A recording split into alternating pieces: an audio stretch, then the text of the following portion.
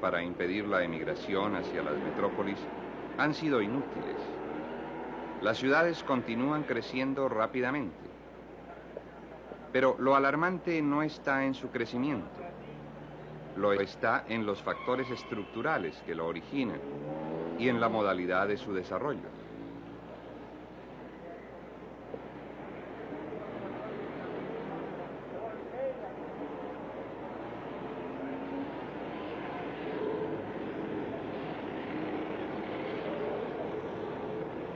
La dependencia del campo hacia la urbe se manifiesta aquí en forma diferente. Coexisten dos asentamientos humanos. El uno vive a expensas del otro. El conflicto campo-ciudad se hace aquí más evidente.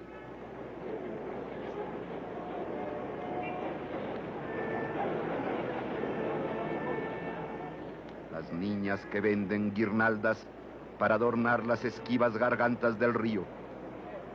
Las niñas que venden diminutas almadías de paja con dos velillas encendidas para ofrendar al río. Los vendedores de tortillas, los vendedores de especias, los vendedores de hojas de betel, los vendedores de buñuelos en que se arraciman las abejas, los vendedores de pájaros, los vendedores de emplastos, los vendedores de bálsamos y laxantes, los vendedores de ceniza, los vendedores de sal, los vendedores de agua. Oh, delirante confusión de las cosas más nimias y necesarias. Oh, lancinante algarabía de los humildes menesteres y de los bajos oficios. Oh, inacabable necesidad de las manos que ofrecen su trabajo. Oh, codicia fatal de las manos que reciben el trabajo. Crece, crece la audiencia. 7 años después de aquella lucha, cuando se instalaron con casetas de cartón, el Policarpa Salabarrieta se ha consolidado. Esta población se constituye en importante agente de cambio. Se han incorporado a la ciudad luchando por un lugar donde habitar, luchando particularmente contra uno de los pilares fundamentales del orden actual, la propiedad de la tierra urbana. Han luchado y han tenido éxito, que con menos frecuencia están logrando en el campo.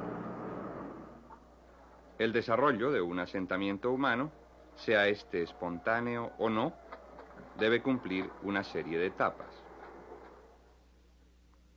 Es preciso legalizar el predio, planearlo, construir su infraestructura, diseñar las viviendas, construirlas, venderlas o adjudicarlas, habitarlas y, por último, ofrecer servicios comunitarios como parques y escuelas. El proceso se ejecutará en forma diferente cuando se trate de barrios erigidos con el amparo de la ley o cuando se trate de barrios ilegales. Queremos aquí ilustrar la afirmación de que estos últimos a menudo se yerguen en forma más racional que los primeros y que de estos es posible y necesario obtener valiosas enseñanzas. Veamos los primeros, los legales, los planificados. Suele iniciarse su proceso con la compra y legalización de las tierras donde serán ubicados. Se deciden las obras, se planifican, con poca o ninguna participación de quienes vivirán allí. Se construye la infraestructura. Observamos a menudo que parte sustancial de estas obras se han deteriorado antes de haberlas aprovechado a plenitud. Se diseñan y construyen las casas, con ninguna participación de quienes las habitarán. Se venden. En ocasiones se deterioran antes de conseguir quienes las adquieran. Las habitan y, por lo general, sus moradores introducen modificaciones para adaptarlas a necesidades no previstas. Por último, en ocasiones se ofrecen algunos servicios comunitarios. Un cuadro, por lo demás diferente, exhiben los asentamientos espontáneos. Y les ayudaba pues a hacer las medidas. Su organización para adquirir el terreno y establecer mecanismos para defenderlo y desarrollarlo constituye la primera etapa. Luego habitan. Construyen sus viviendas permanentes y las siguen construyendo por años. Inician sus casetas con materiales de desecho. Con el tiempo, las van cubriendo con materiales más durables y así llegan a obtener muchas veces condiciones superiores a las viviendas ofrecidas por los programas oficiales al sector popular.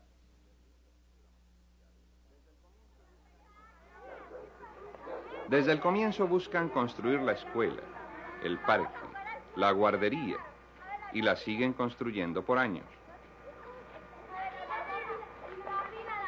Desde iniciado el asentamiento, intentan suministrar servicios públicos y harán lo que esté a su alcance para ampliarlo. El agua, por ejemplo. La luz la toman de cualquier fuente cercana.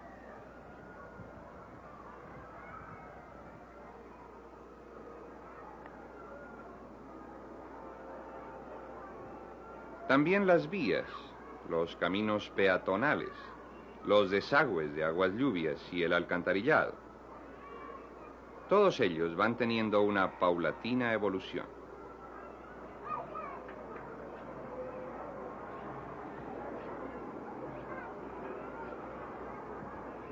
Al principio se ubican en terrenos no ocupados de la ciudad cercanos a las fuentes de empleo. Los caminos peatonales y posteriormente los de tránsito motorizado constituyen elementos claves de su evolución. Algunas casetas empiezan a prestar servicios comunitarios como escuela y tiendas.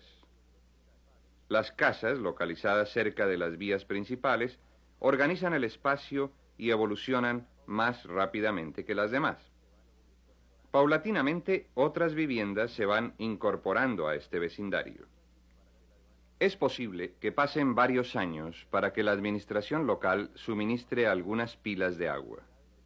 Pero cuando lo hacen, estas unidades se convierten muy pronto en un elemento básico de organización del espacio. Parte significativa de su vida comunal gira alrededor de ellas.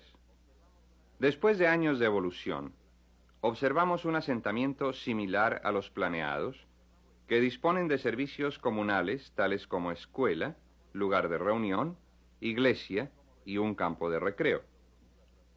Y como resultante de esta progresiva transformación, este espacio se incorpora al resto de la ciudad, de tal forma que es difícil distinguir cuál parte fue planeada y cuál fue espontánea. Se ha calculado que más de la mitad de los bogotanos viven en asentamientos cuyo origen fue ilegal. En contraste con el asentamiento planeado, este ha vivido un proceso evolutivo, determinado por sus posibilidades económicas.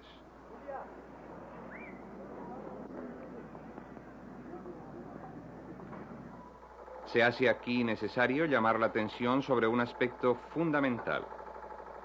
Los planeados, como los espontáneos, sin que por ello dejemos de admirar los logros de los últimos, están minando, están acabando la escasa tierra cultivable que circunda nuestras ciudades.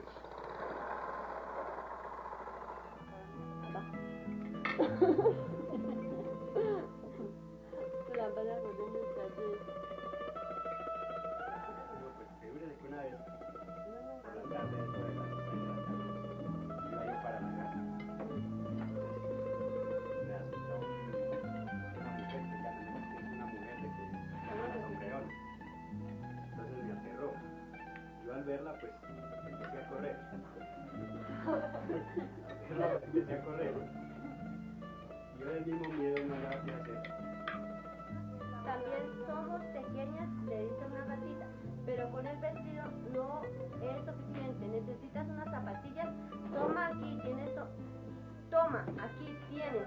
Son estupendas. Fueron de una gran bailarina.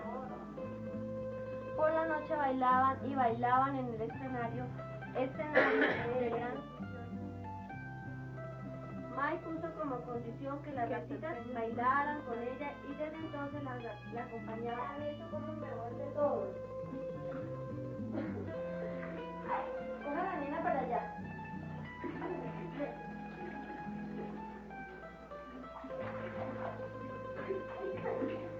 Papi, cierra la llave.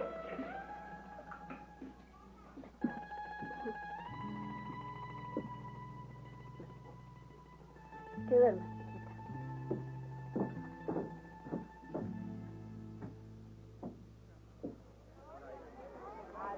Escasos, pero significativos esfuerzos pueden verse hoy como resultado de soluciones planeadas que han incorporado las enseñanzas de los pobladores. En este vecindario planeado se entregó una unidad mínima, también algunos servicios. En lo que respecta a la casa y a los servicios públicos, su evolución ha sido considerable, más rápida que la de otros asentamientos no planeados. Pero esta evolución no es suficiente para que logren una condición de vida aceptable. Porque su marginalidad no es solo de vivienda, lo es principalmente de los recursos y de las oportunidades. En un galpón oscuro esperan aprender a leer.